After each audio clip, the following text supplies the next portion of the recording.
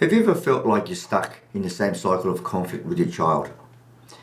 It's easy to fall into automatic responses, especially during emotional moments. But what if there was a way to break that pattern and create more connection and calm? In today's video, I'm sharing a personal story about how I shifted my approach to parenting by using simple NLP techniques and language patterns. I'll go through how a small change in how I respond has led to better communication, love and understanding without the constant power struggle. Despite our sense of control and purpose in our lives, a significant proportion of our daily behaviour is driven automatically. As humans, we are described as creatures of habit, and our daily routines and responses often follow predictable patterns. These patterns can be comforting, but when emotions take over, they can trigger automatic reactions. Reactions that don't always assist us. And that's exactly what happened when I arrived home one evening. My wife and son were in the middle of a screaming competition. Now, being a supportive husband I am, I tagged my wife and I proceeded to step in and end the interaction. A typical ritual when my son's emotions take over. Sometime later, it dawned on me. I had allowed myself to get caught up in a pattern response. There was no standing back to assess what was going on.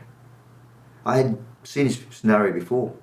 So I went in without thinking, charging in like a bull in a china shop.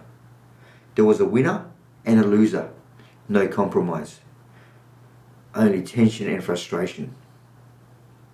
Now, revisiting my NLP manuals, I came across a chapter on state management and the power of interrupting disempowering states.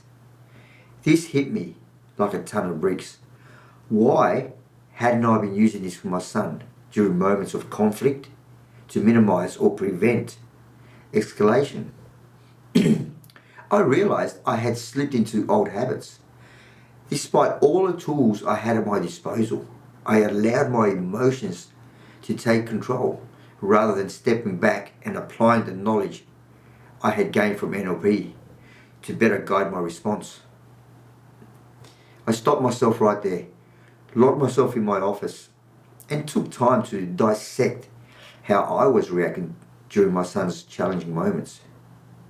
These thoughts came to mind. I would get triggered and immediately switch to authority mode. I'm the father, and you will do as I say, creating an uncomfortable environment, leading to a shouting competition where I might win, but it's not a victory that leaves me feeling fulfilled. Then I unconsciously reset and prepare for the next confrontation. Without reflecting on what had just happened, this has set me up to repeat the same pattern the next time a challenge arises.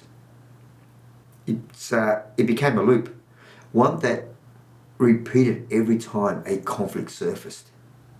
Now, by stepping back and viewing the situation from a neutral standpoint, I was able to come up with several new ways to handle these challenges. Now, when my son displays difficult behaviour, I'm able to respond in a much more constructive way. I apply these pattern interrupts and language learned from NLP and hypnosis that keeps the conscious mind busy while the subconscious absorbs feelings of love, creating a space for resolution and a new pattern. For example, when my son presents an unwanted behaviour, my first action is to walk up to him and say, "Cody, you know I love you, don't you?"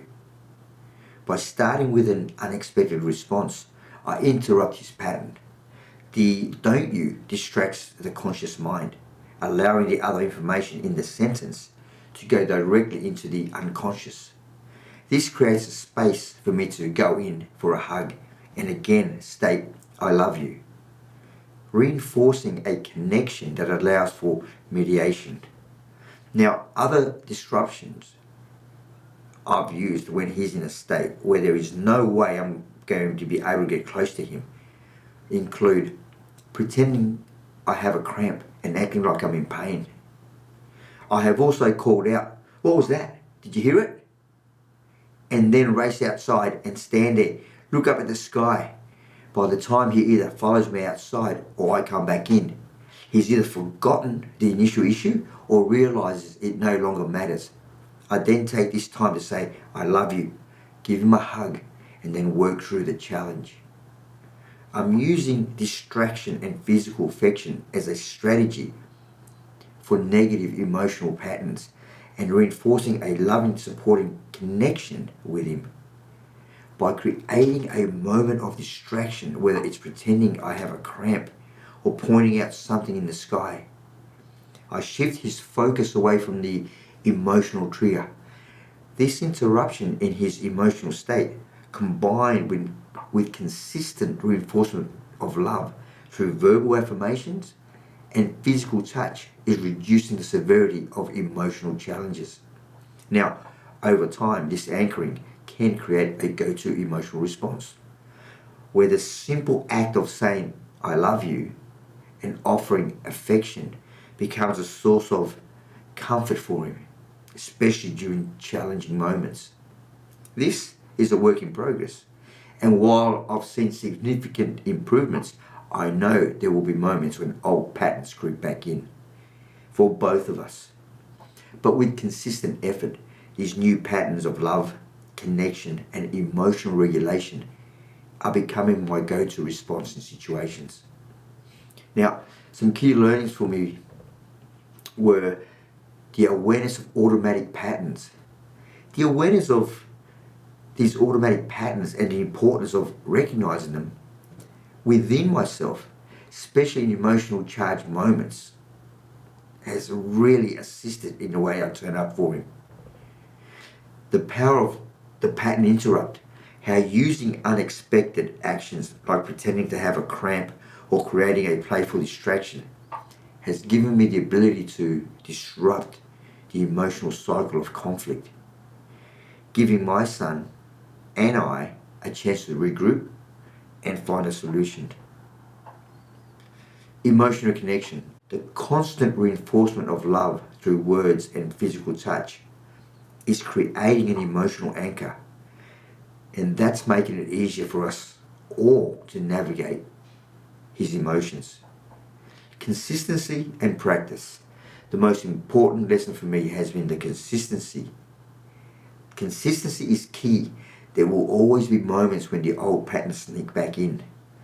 But by being consistent, using these strategies, it's creating a new, healthier way to respond and a calmer environment for all of us. Thank you for riding the spectrum with us today.